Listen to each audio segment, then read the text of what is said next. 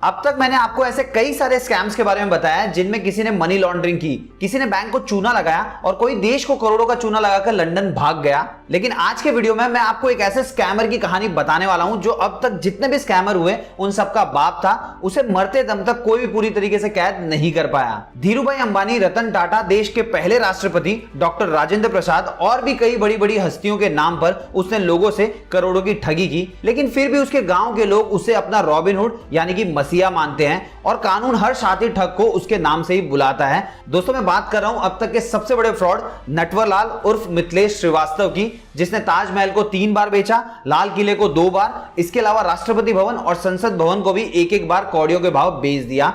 दोस्तों, कौन था ये नटवरलाल और कैसे बना अब तक का सबसे बड़ा धोखेबाज, जानेंगे आज के वीडियो के अंदर। लेकिन अभी तक आपने मेरे चैनल को सब्सक्राइब नहीं किया, प्लीज सबसे पहले सब्सक्राइब कर लीजिए, उसके बाद में जो बेल आइकन उसे भी दबा दें ताकि जब भी मैं कोई नया वीडियो अपलोड करूं उसका नोटिफिकेशन आपको सबसे पहले मिल जाए। नमस्कार दोस्तों, मेरा नाम है रजनीकांत शर्मा और आज के वीडियो के अंदर हम बात कर रहे हैं इंडिया के सबसे बड़े फ्रॉड नटवरलाल के बारे में। दोस्तों, इसका जन्म 1912 में बिहार के सिवान जिले के जीरादेई गांव में हुआ था। उसी गांव में अपने देश के पहले राष्ट्रपति डॉक्टर राजेंद्र प्रसाद का जन्म भी हुआ था। नटवरलाल और देश के पहले राष्ट्रपति की लाइफ में 2 चीजें कॉमन थी। सबसे पहली, दोनों ने एलएलबी की पढ़ाई की थी और दूसरी, दोनों ने पढ़ाई के बाद अपना गांव छोड़ दिया था। लेकिन दोनों में फर्क सिर्फ इतना था कि एक राष्ट्रपति बन गए और दूसरा बन गया महाठग यानी कि कॉन मैन। दोस्तों, मिथिलेश श्रीवास्तव से नटवरलाल बनने की ये जो कहानी है बहुत ही इंटरेस्टिंग है, जो मैं आपको वीडियो में आगे बताऊंगा। लेकिन पहले ये जान लेते हैं कि नटवरलाल ने पहली बार कब और किसको ठगा था। दोस्तों, उसके गांव में एक आदमी था, उसने उसको एक बैंक ड्राफ्ट दिया और कहा कि प्लीज बैंक में जाकर पैसे निकाल कर ला दो। नटवरलाल पूरे रास्ते भर उस बैंक ड्राफ्ट के ऊपर किए हुए सिग्नेचर को देखता रहा और उसके मन में यह ख्याल आया कि ऐसा सिग्नेचर तो वो खुद भी कर सकता है। उसने बैंक से पेन उठाया और सिग्नेचर करने की कोशिश की और दोस्तों, पहली बार में उसने एकदम सेम टू सेम सिग्नेचर कर लिया। उस वक्त तो नटवरलाल ने आदमी को पैसे लाकर दे दिए, लेकिन उसके बाद में फेक सिग्नेचर कर करके कई दिनों तक उसके अकाउंट से पैसे निकालता रहा और जब इस बात की भनक उस आदमी को लगी तब तक उसके अकाउंट से 1000 रुपए निकल चुके थे। दोस्तों, यहां पे मैं आपको एक चीज क्लियर कर दूं, उस वक्त 1000 रुपए बहुत बड़ा अमाउंट हुआ करता था। उसके बाद में जब ये खबर पूरे गांव में फैल गई तो भागकर कलकत्ता पहुंच गया। उसके पास मुश्किल से 5 रुपए थे, इसलिए वो रोड पर रहा करता था, स्ट्रीट लाइट के नीचे पढ़ा करता था। पैसे कमाने के लिए उसने एक कॉटन मिल के मालिक सेठ केशवराम के बच्चे को ट्यूशन पढ़ाना शुरू कर दिया, जिससे उसकी पढ़ाई और रहने खाने के लिए खर्चा निकल जाता था। लेकिन जब उसे ग्रेजुएशन में एडमिशन लेना था तो बहुत ज्यादा पैसे की जरूरत थी, तो उसने सेठ केशवराम से कुछ पैसे उधार मांगे और सेठ ने पैसे देने से मना कर दिया, जिसकी वजह से नटवरलाल को बहुत गुस्सा आया और उसने एक प्लान बनाया। फिर अगले दिन उसने सेठ केशवराम को कहा कि मेरे पहचान का एक आदमी है जो रॉ कॉटन में डील करता है, तो अगर आपको मार्केट से बहुत ही सस्ते दाम पर रॉ कॉटन चाहिए तो मुझे पैसे दे दीजिए, मैं आपको दिला सकता हूं। सेठ ने उसकी बातों पर भरोसा करके उसको 4.5 लाख रुपए दे दिए, जिसके बाद में नटवरलाल वहां से फरार हो गया और सेठ हाथ मलते रह गया। जिसके बाद में नटवरलाल को अपने आप के ऊपर बहुत ज्यादा कॉन्फिडेंस आने लगा और उसके बाद में उसने कई सारी ठगी को अंजाम दिया। दोस्तों, नटवरलाल फेक सिग्नेचर करने में माहिर था, इसलिए उसने बड़ी बड़ी हस्तियों के सिग्नेचर करके न सिर्फ देश के लोगों को बल्कि विदेशियों को भी चूना लगाया था। उसने 1970s में 3 बार ताजमहल को बेच दिया था, 2 बार लाल किले को और 1 बार राष्ट्रपति भवन को और 1 बार तो उसने पार्लियामेंट को भी बेच दिया था। अब हो सकता है आप में से कुछ लोगों के मन में सवाल आ रहा होगा कि ये कैसे पॉसिबल हो सकता है, कोई इन चीजों को कैसे बेच सकता है। तो दोस्तों, मैं आपको एक चीज बता दूं, ये पॉसिबल हो सकता है, 100% पॉसिबल हो सकता है, लेकिन सिर्फ और सिर्फ नटवरलाल के लिए। वो इन मॉन्यूमेंट्स को एक सरकारी ऑफिसर बनकर बेचा करता था। उसके पास इन मॉन्यूमेंट से जुड़े हुए बहुत सारे डॉक्यूमेंट होते थे, वो देखने में बिल्कुल असली लगते थे। उन पेपर्स में इन मॉन्यूमेंट्स की छोटी छोटी जानकारी हुआ करती थी। साथ ही नटवरलाल की इंग्लिश और कन्विंस करने की स्किल बहुत ही अच्छी थी, जिसकी वजह से विदेशी भी उसके चंगुल में फंस जाते थे और लाखों रुपए देकर इन मॉन्यूमेंट्स को खरीद लेते थे। उसके बाद में नटवरलाल फरार हो जाता और वो हाथ मलते रह जाते। पार्लियामेंट को बेचने के लिए नटवरलाल ने इंडिया के उस वक्त के राष्ट्रपति डॉक्टर राजेंद्र प्रसाद का सिग्नेचर किया और सामने वाले को जरा भी शक नहीं हुआ। जब उसने पार्लियामेंट को बेचा था तो उस वक्त उसमें 542 सांसद भी बैठे हुए थे। हालांकि जिन लोगों ने नटवरलाल से ये मॉन्यूमेंट्स खरीदे थे उनके बारे में ज्यादा जानकारी इंटरनेट पे अवेलेबल नहीं है। इसके अलावा उसने धीरूभाई अंबानी, रतन टाटा जैसे बड़े बड़े बिजनेसमैन को भी खूब चूना लगाया था, कभी एनजीओ कर्मचारी बनकर और या फिर कभी किसी और भेष में। दोस्तों नटवरलाल भेष बदलने में और झूठ बोलने में इतना माहिर था कि उसे कोई भी नहीं पकड़ सकता था। एक बार की बात है 1987 और 88 के बीच में, जब देश के प्रधानमंत्री राजीव गांधी हुआ करते थे और फाइनेंस मिनिस्टर थे नारायण दत्त तिवारी, तो नटवरलाल बूढ़े आदमी के भेष में दिल्ली के कैनॉट प्लेस में गया और एक घड़ी बेचने वाले के पास जाकर कहा, प्रधानमंत्री ने कांग्रेस के नेताओं की एक सभा का आयोजन किया है जिसमें वो सबको घड़ी देने वाले हैं और मैं फाइनेंस मिनिस्टर एनडी तिवारी का पीए हूं, सो आपसे 93 घड़ियां लेने आया हूं, थोड़ी अच्छी और महंगी वाली घड़ियां दिखाइए। पहले तो घड़ी वाले को यकीन नहीं हुआ, फिर उसने सोचा कि इतना बड़ा ऑर्डर है, रिस्क नहीं ले सकते, सो उसने घड़ियां दिखानी शुरू की और नटवरलाल ने 93 घड़ियां पैक करने के लिए कहा और बोला मैं कल आकर ये घड़ी ले जाऊंगा और पेमेंट दे जाऊंगा। अगले दिन जब नटवरलाल उसके यहां पे पहुंचा तो बोला कि आप एक आदमी को मेरे साथ नॉर्थ ब्लॉक में भेज दीजिए, वहां मैं उसे एक डिमांड ड्राफ्ट दे दूंगा। दोस्तों नॉर्थ ब्लॉक दिल्ली का वो एरिया होता है जहां वीवीआईपी लोग रहते हैं, जैसे कि सुप्रीम कोर्ट के जज, बड़े बड़े नेता, मंत्री वगैरह वगैरह। अब उस घड़ी वाले ने नटवरलाल के कहने पर अपना एक आदमी उसके साथ भेज दिया और नटवरलाल ने भी उस आदमी को एक डीडी देकर वापस भेज दिया। 2 दिन बाद जब बैंक में डीडी डाला गया तो पता चला वो डीडी फर्जी है, सो उसने पुलिस कंप्लेंट की और बहुत ढूंढने के बाद भी पुलिस उसे नहीं पकड़ पाई। नटवरलाल ने सिर्फ दिल्ली और कलकत्ता में ही नहीं बल्कि मुंबई और लखनऊ के साथ साथ 11 और भी स्टेट के अंदर 100 से ज्यादा ठगी को अंजाम दिया और एक ऐसी ठगी में उसका नाम मिथिलेश श्रीवास्तव से नटवरलाल हो गया। देखिए नटवरलाल जब पहली बार मुंबई गया तो उसके पास पैसे नहीं थे, तो उसने एक परचेसिंग ऑफिसर का भेष बनाया और एक आदमी के साथ एक कपड़ा मिल में पहुंच गया। वहां जाकर लगभग 3.5 लाख रुपए का ऑर्डर लिया और कुछ पैसे एडवांस लेकर उसने कहा कि कल आजमगढ़ रेलवे स्टेशन पर आपको माल की डिलीवरी मिल जाएगी। जब वो अगले दिन आजमगढ़ रेलवे स्टेशन पहुंचे तो वहां पे उन्हें कुछ भी नहीं मिला।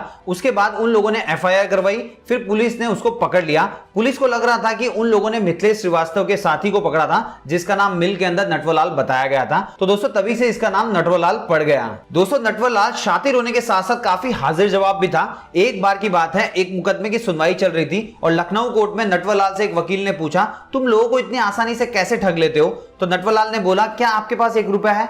अगर मुझे आप 1 रुपया देंगे तो मैं आपको जरूर बताऊंगा। तो वकील साहब ने अपने जेब से 1 रुपया निकाला और उसके हाथ में दे दिया। उसके बाद में वो सिक्का लेकर नटवरलाल ने अपनी जेब में रख लिया और कहा कि मैं ऐसे लोगों से झूठ बोलकर पैसे लेता हूं और वो मुझे खुशी खुशी लालच में आकर पैसा दे देते हैं, मैं किसी से भी जबरदस्ती नहीं करता हूं। दोस्तों नटवरलाल अपनी जिंदगी में 9 बार पुलिस के हत्थे चढ़ा और हर बार वो जेल से भागने में कामयाब रहा। सो ऐसे में वकील ने उससे सवाल किया कि तुम हर बार इतने बड़े बड़े जेल से कैसे भाग जाते हो? तो उसने जज साहब की तरफ देखकर उत्तर दिया कि मैं भागता नहीं हूं, बल्कि पुलिस वाले मेरी खुद ही मदद करते हैं जेल से भागने के लिए, क्योंकि वो कभी कभी दरवाजा खुला छोड़ देते हैं, मुझे गाड़ी लाकर दे देते हैं या फिर बोलते हैं तुम चले जाओ तो मैं चला जाता हूं। दोस्तों उसका यह बयान कहीं ना कहीं सच भी था, क्योंकि उसने कई बार अपनी चालाकी से पुलिस वालों को भी चकमा दिया था। जैसे एक बार नटवरलाल जेल के अंदर बंद था तो उसने पुलिस वालों को कहा कि उसके पास एक बक्सा है जिसे उसने जेल के अंदर छुपा के रखा है, उसमें लाखों रुपए है, सो जो भी उसे जेल से निकालने में मदद करेगा उसे वो अपना बक्सा दे देगा। अब ऐसे में पुलिस वालों ने लालच में आकर उसे सब इंस्पेक्टर की वर्दी लाकर दे दी, जिसे पहनकर नटवरलाल सीना तानकर जेल से सलामी लेते हुए बाहर निकल गया। जिसके बाद में पुलिस वालों ने जब उस बक्से को खोला तो उसमें सिर्फ न्यूज़पेपर थे। इसके अलावा दोस्तों उसकी एक और कहानी आज भी लखनऊ के जेल रिकॉर्ड में है। एक बार नटवरलाल लगभग 1.5 साल से जेल में बंद था और वो भाग नहीं पा रहा था और हर महीने उसकी वाइफ एक चिट्ठी लिखा करती थी, पर नटवरलाल उसका जवाब भी नहीं देता था। दोस्तों जेल का ये रूल होता है कि जेल के अंदर जो भी चीज आती है या फिर जेल से जो भी चीज बाहर जाती है उसको चेक किया जाए। तो उस वक्त जो जेल का जेलर था वो सिक्योरिटी पर्पस के लिए उसकी वाइफ के लेटर पढ़ा करता था। उसकी वाइफ हर बार एक ही बात लिखती थी कि खेत जोतने के लिए मजदूरों की जरूरत है और उसके पास इतने पैसे नहीं है कि वो खेत जुतवा सके। उसे कुछ समझ में नहीं आ रहा कि वो क्या करे, आप कब आओगे? तो एक बार जेलर ने तंग आकर नटवरलाल से कहा कि तुम्हारी वाइफ इतनी चिट्ठियां लिखती है, तुम उसकी चिट्ठी का जवाब क्यों नहीं देते? सो नटवरलाल ने कहा अब आप कह रहे हैं तो जवाब देना पड़ेगा।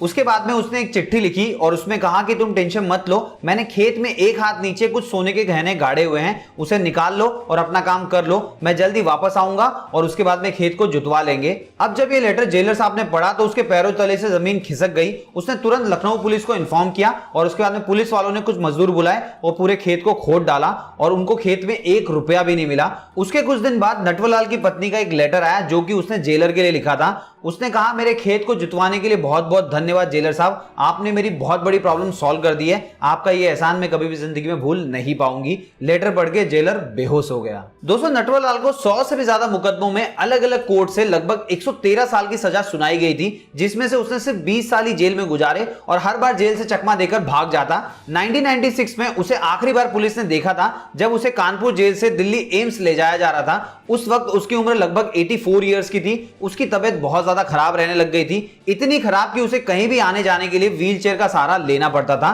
तो एक बार की बात है, उसकी तबीयत काफी ज्यादा बिगड़ गई थी, जिसके बाद उसे दिल्ली के एम्स में भर्ती करने के लिए 3 पुलिस वालों के साथ भेजा गया। So new Delhi railway station पर जब वो पुलिस वाले उतरे तो 2 पुलिस वाले गाड़ी करने के लिए स्टेशन से बाहर चले गए और जो एक पुलिस वाला उसके साथ खड़ा था उससे नटवरलाल ने कहा कि मुझे चाय पीनी है। तो पहले तो 2-3 बार पुलिस वाले ने मना कर दिया, लेकिन नटवरलाल के बार बार रिक्वेस्ट करने पर उसे दया आ गई और उसने सोचा ये तो व्हील चेयर पे पड़ा है, चाह कभी भाग नहीं पाएगा, और ऐसा सोचकर वो चाय लेने चला गया। उसके बाद में जब वो वापस आया तो वहां पे सिर्फ उसे व्हील चेयर मिली और नटवरलाल हमेशा के लिए वहां से गायब हो चुका था। उसके बाद में उसे कोई भी नहीं पकड़ पाया और आखिरकार उसके गायब होने के 13 साल बाद मतलब 2009 में नटवरलाल के वकील ने कोर्ट में दरख्वास्त की कि नटवरलाल अब मर चुका है और उसका अंतिम संस्कार रांची में कर दिया गया है, तो उसके ऊपर जो भी केसेस हैं उनको हटा दिया जाए। अब ऐसे में कोर्ट ने उसके परिवार से पूछताछ की और उसके भाई ने बताया कि उसकी मौत 1996 में ही हो गई थी, जिसके बाद में कोर्ट ने उसके ऊपर जितने भी केसेस चल रहे थे वो सारे के सारे क्लोज कर दिए। दोस्तों ये सारी कहानियां नटवरलाल की ठगी की और शातिर दिमाग की थी, लेकिन एक कहानी ऐसी भी थी जिसमें लोग उसको रॉबिनहुड कहा करते थे। दोस्तों नटवरलाल को अपना रॉबिनहुड कहने वाले उसके खुद के गांव वाले थे, जो उसे नटवरलाल नहीं बल्कि मिस्टर नटवरलाल के नाम से बुलाते थे और उसके बारे में पूछने वालों को भी कहते थे कि उसका नाम इज्जत से लेना चाहिए, मतलब नटवरलाल नहीं बल्कि मिस्टर नटवरलाल। इसके पीछे का कारण यह है कि नटवरलाल जब भी गांव में जाता था तो पूरे गांव वालों के लिए भोज रखवाता था, जिसमें अलग अलग तरह के पकवान बनाए जाते थे, और आखिरी बार जब वो गांव गया था तो उसने सबके लिए भोज रखवाया था और सबको 100-100 रुपए भी दिए थे। साथ ही साथ में गांव वालों का कहना यह भी था कि वो अमीरों को लूटता था और गरीबों की मदद किया करता था, जैसे किसी की बेटी की शादी है तो उसको पैसे दे देना, किसी के बच्चे की स्कूल के लिए पैसे भरना वगैरह वगैरह। दोस्तों नटवरलाल की इन कहानियों से इंस्पायर होकर बॉलीवुड में भी कई फिल्में बन चुकी है, जैसे अमिताभ बच्चन की मिस्टर नटवरलाल। इस फिल्म को लेकर 1979 में नटवरलाल से एक सवाल पूछा गया था, क्या आपको पता है कि आपके नाम के ऊपर एक फिल्म बन रही है? तो उसने जवाब दिया हाँ। फिर पूछा गया क्या आप वो फिल्म देखने जाएंगे? तो उसने कहा जब फिल्म का असली हीरो मैं हूं तो मैं वो फिल्म देखने क्यों जाऊं। इसके अलावा इमरान हाशमी की फिल्म राजा नटवरलाल, रानी मुखर्जी और अभिषेक बच्चन की फिल्म बंटी और बबली भी नटवरलाल की कहानी से इंस्पायर है। सो दोस्तों ये थी नटवरलाल यानी देश के सबसे बड़े स्कैमर की कहानी। अगर आपको भी इसके अलावा उसके बारे में कोई और कहानी पता है तो कमेंट बॉक्स में लिख के बता सकते हैं। वीडियो पसंद आए तो वीडियो को लाइक कीजिए और अभी तक आपने चैनल को सब्सक्राइब नहीं किया तो प्लीज सब्सक्राइब भी कर लीजिए, और साथ ही साथ में आप मुझे इंस्टाग्राम पे भी फॉलो कर सकते हैं। मेरा इंस्टा आईडी है hi_रजनीकांत शर्मा। तो मिलते हैं दोस्तों अगले वीडियो में फिर एक नई कहानी के साथ।